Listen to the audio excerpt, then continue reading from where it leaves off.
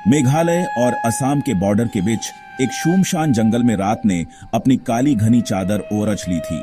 चारों तरफ अंधेरा ही अंधेरा था।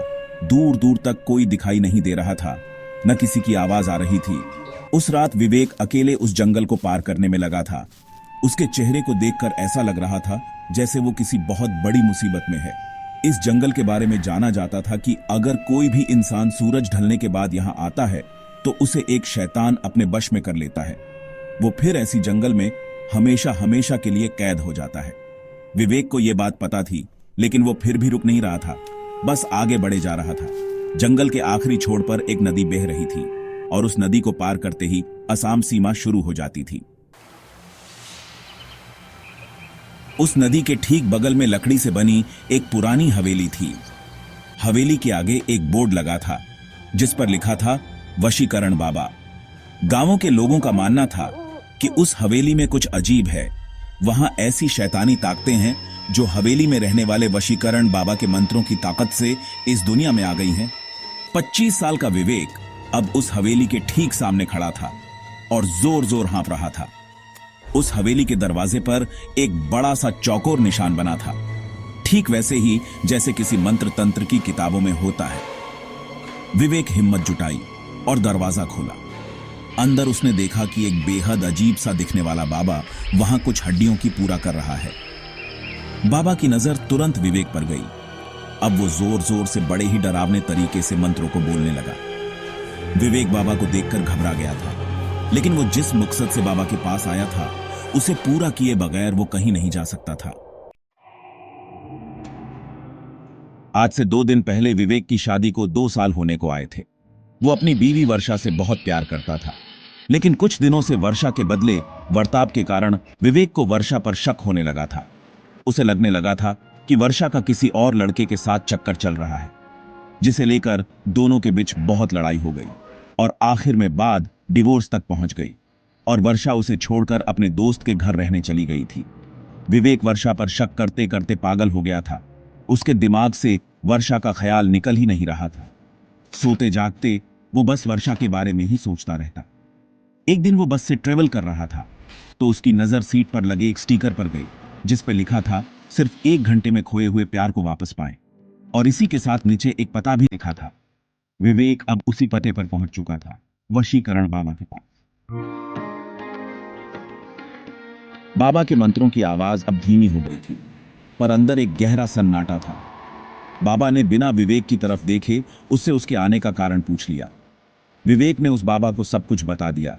बाबा ने विवेक की बातें सुनकर एक हल्की सी मुस्कुराहट के साथ उसे एक लाल कपड़ा दिया और कहा कि इसे धारण करके रोज रात वर्षा की फोटो देखकर विवेक को यह मंत्र पढ़ना है। और धीरे से विवेक के कान में उस बाबा ने एक मंत्र कहा। इस मंत्र को पढ़ने के बाद वो बाबा फिर से अपनी पूजा में लग गया। विवेक ने बाबा को पैसे देने के लिए अपने हाथ आगे बढ़ाया, लेकिन उस बाबा ने कोई भी पैसा लेने के लिए मना कर दिया। विवेक वापस जंगल के रास्ते जाने लगा। इस बात पर ताज्जुब कर भी रहा था कि अचानक उसे लगा कि कोई उसका पीछा कर रहा है। अनजानी रात में गांव की कच्ची सड़क पर चलते हुए उसे ऐसा लग रहा था कि किसी अनजान शक्ति की उस पर निगरानी हो। वो जितनी तेज चलने की कोशिश करता, उसके कदम उतने ही धीमे धीमे बियाच रहे थे। रात के 12 बजने में कुछ ही मिनट थे। विवेक अपने घर पहुंचा। उसने पर्स से वर्षा की तस्वीर निकाली और बाबा का दिया हुआ लाल कपड़ा पहना और बाबा का दिया हुआ मंत्र का उच्चारण करने लगा। तभी अचानक उसे ऐसा लगा कि उसे किसी काले साये ने घेर लिया है और वो उस पर कब्जा जमाने की कोशिश कर रहा है। विवेक ने अपना सर चारों तरफ घुमाया और जोर जोर से मंत्र पढ़ने लगा। कुछ ही समय में वो काला साया वहां से गायब हो गया। विवेक रोज यही करता। ऐसा करते करते कई दिन गुजर गए, लेकिन विवेक की बीवी वर्षा अभी भी वापस नहीं आई। विवेक ने फिर से वशीकरण बाबा से मिलने का फैसला किया। हवेली पहुंचकर उसने बाबा को बताया कि वर्षा अब तक उसकी जिंदगी में वापस नहीं आई है। बाबा ने 2 मिनट के लिए अपनी आंखें बंद की और फिर कहा कि विवेक के गले में जो लाल धागा है वो उसके वशीकरण की शक्ति को कम कर रहा है। विवेक ने वो धागा तुरंत उतार दिया। बाबा ने यह भी कहा कि अगर वो वर्षा को इस हवेली में ला सकता है तो वर्षा जरूर विवेक के पास आ सकती है।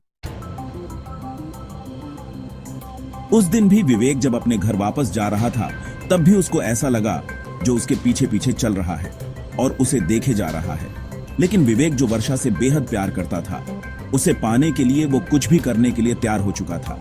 अगले दिन विवेक ने वर्षा को कॉल किया और माफी मांगने के बहाने उसी जंगल के पास शाम को मिलने के लिए बुलाया। वर्षा ने कुछ पल सोचा और फिर मान गई।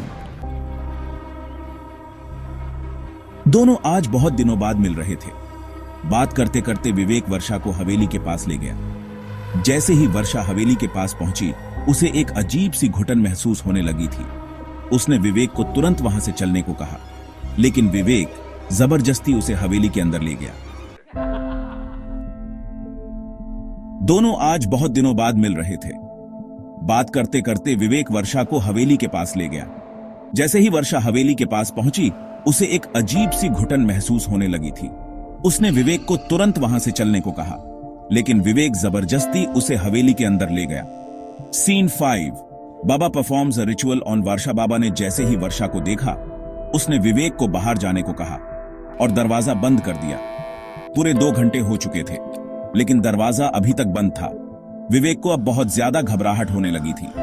कुछ देर बाद दरवाजा अपने आप खुला, लेकिन विवेक ने जैसे ही दरवाजे के उस पार देखा, वो देखकर विवेक के रोंगटे खड़े हो गए।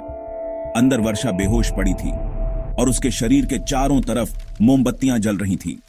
वो बाबा वर्षा के शरीर पर तरह तरह के निशान बना रहा था। बाबा ने जैसे ही वर्षा को देखा, उसने विवेक को बाहर जाने को कहा और दरवाजा बंद कर दिया। पूरे 2 घंटे हो चुके थे, लेकिन दरवाजा अभी तक बंद था। विवेक को अब बहुत ज्यादा घबराहट होने लगी थी।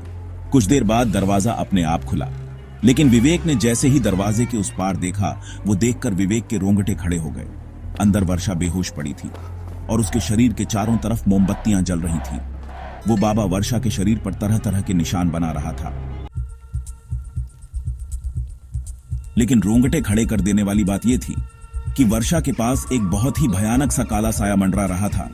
बाबा ने विवेक को कहा कि अब वर्षा वही करेगी जो विवेक उसे बोलेगा, लेकिन इसके बदले उसे इस काले साए की सारी ख्वाहिशें पूरी करनी होंगी।